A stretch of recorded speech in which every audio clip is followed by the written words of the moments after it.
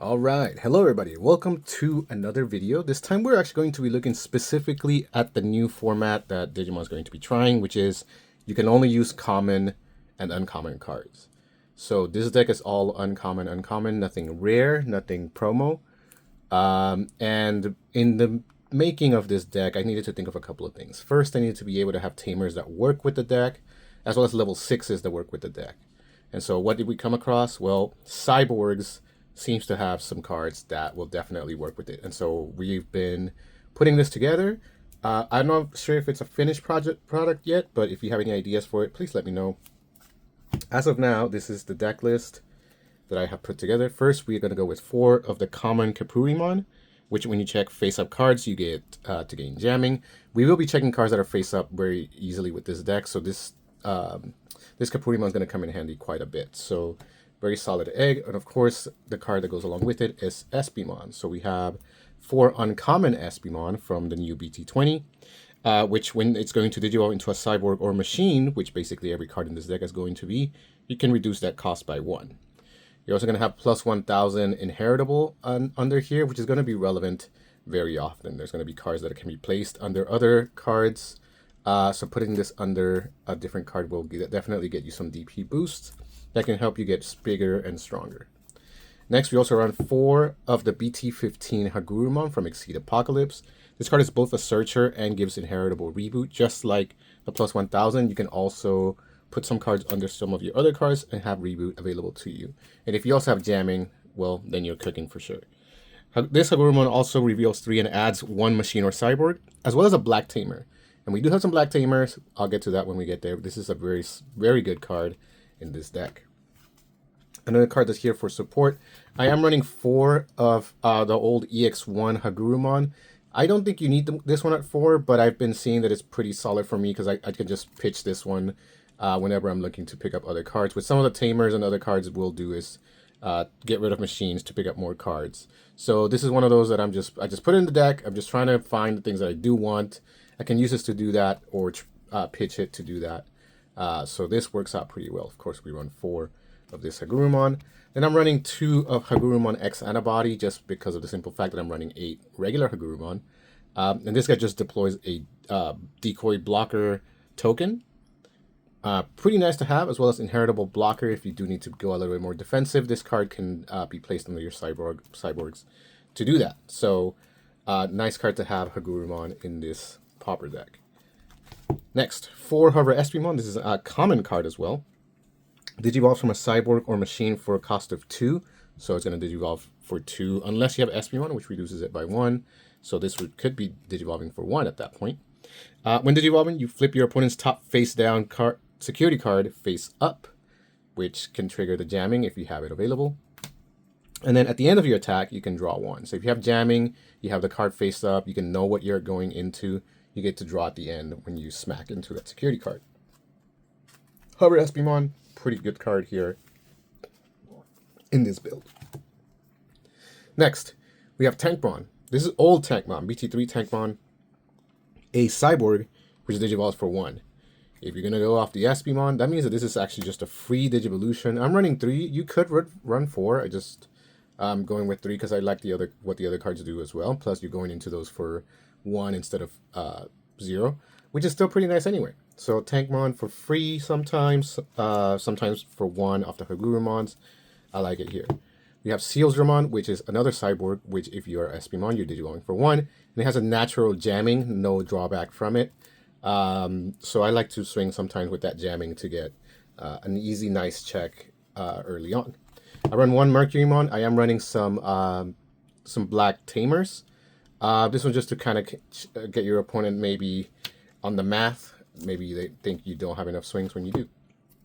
Also, 2 regular blocker Guardramon from BT15. This is an on-play or when digivolving, you may trash a machine or cyborg, and then you can't be deleted. That could be your Hagurumon that you had earlier, perhaps. But it also can't attack if your opponent has no Digimon. So there's some drawbacks to it, but I still like it. It does have an inheritable reboot, which is nice. But you know, I'm just trying to step up into my level 5s. And level 5s are really going to be doing the work here.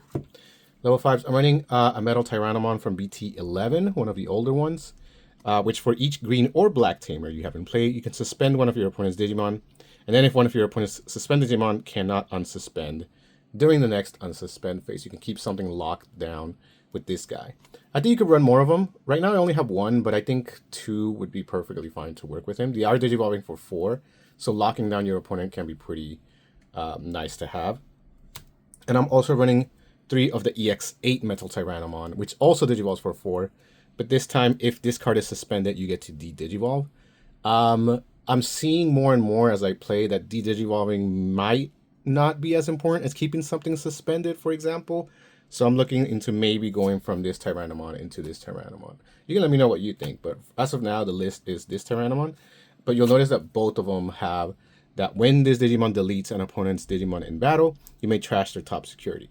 So that effect goes off whether you are blocking or if you are also piercing into a suspended Digimon or attacking a suspended Digimon. So this can get rid of some security cards on the way to you winning the game.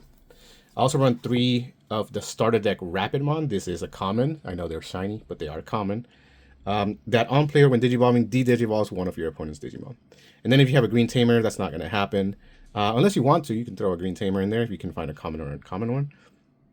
Then you cannot be returned to or deleted, which is solid. And again, the inheritable is also that when this Digimon deletes your opponent, you get to trash their top security. Next, moving on to the last of our level 5s of Oblivimon. I'm running 1. You could probably run more. He is an uncommon. And then at the end of your opponent's turn, if it is in security, this card just gets played, just kind of like in Busymon, but like a cheaper, weaker, slightly weaker version. No on-play ability. But when Digivolving, you get to flip your opponent's face-up security, which is really nice. And then when your Digimon checks face-up security cards, you may place this Digimon's top card as the bottom of your security card. And then if you want to, you can go into a different level 5 at that point. You could do that. You don't have to do it, but you could. One of the big guys for me has been Reapermon. Maybe you didn't notice it, but this card is in fact a Cyborg, so he does get to have all the abilities. It gets to be picked up by all the Hagurumons, all of that stuff. It works with everything. So this Hagurumon has Collision, it has Blocker, and then if your opponent Digivolves, you can de-Digivolve their Digimon back down to what it was before. And also on deletion, you can delete one of your opponent's play cost 4 or lower Digimon or Tamers. And the reason this card is so good is because you could have potentially one of these level 5 Cyborgs that when you delete a Digimon, you get to trash your opponent. If you have Collision, you can force your opponent to lose a Digimon and then trash their top security without you having to interact with it. A really nice ability to have, right?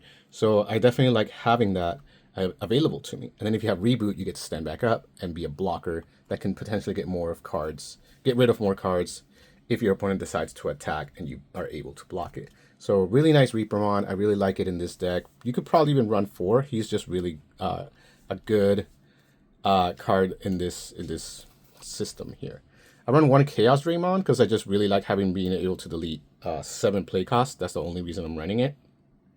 Or less. Sometimes I just want to get rid of something small. And then of course you can bring it up for just 10 if you need to with a level 5 Cyborg, which you have plenty of. Yeah, so he's here for a particular niche. I'm also running 2 Ground Locomon. This is a common level 6 that has Piercing. It has when Digivolving, reveal the top 3 cards of your deck. And you may place 1 level 5 or lower black card among them as the Digimon's bottom Digivolution. So you could, when Digivolving, look at your top of your deck. And if you have, for example, an Espimon or this Hagurumon, or any of those other cards, you can add it under it, give it plus 1000, give it Reboot, give it Blocker. All of these things can apply to the Ground Locomon. And then at the end of the attack, you may play a level 5 or lower Digimon card with Machine from this Digimon's Digivolution cards without paying the cost. So you can go ahead and play a Hagurumon again if you placed it under this Ground Locomon. This is a pretty solid train to keep this going, right? I like this card, running 2 of it. And then 2 of my Cannon Draymon. This card is another Cyborg, which at the end of your turn, if your opponent has 4 or more memory, you can delete one of their Digimon with the lowest DP. And then at the end of your opponent's turn, if you yourself are getting 4 or less, you can delete your opponent's Digimon with the highest play cost.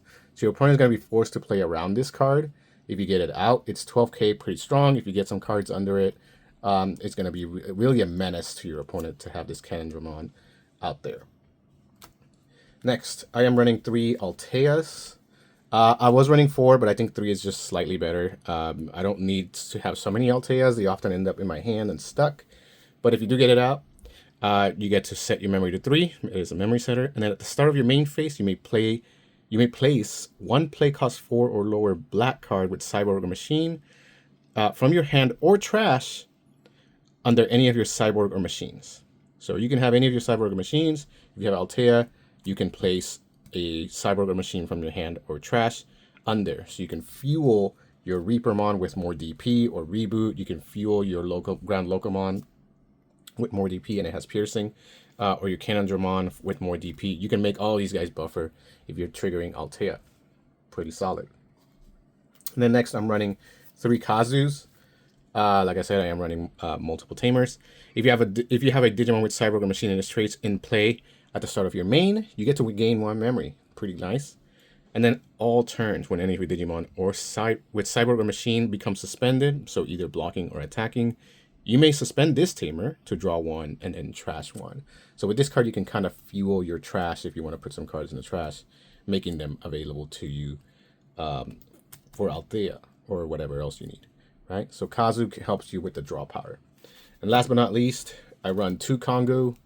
Kongu will keep your opponent from just rushing you. In this format, I feel like it is really nice to have a card that keeps those play cost 7 or less from attacking you. If they're doing something like a hybrid situation, if they're doing like a rookie rush, I think Kongu is going to come in handy really well.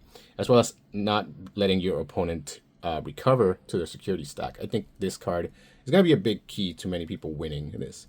So as you can see, every card in this deck is common, uncommon. They are all cyborgs or work really well with cyborgs. And I'm really happy right now with the balance at the top. But if you guys have any suggestions, like I mentioned before, please let me know in the comments. Like I said, I might be going with this uncommon common deck into the tournament, and we'll see what happens with it. All right, I'll see you guys in the next one. Peace.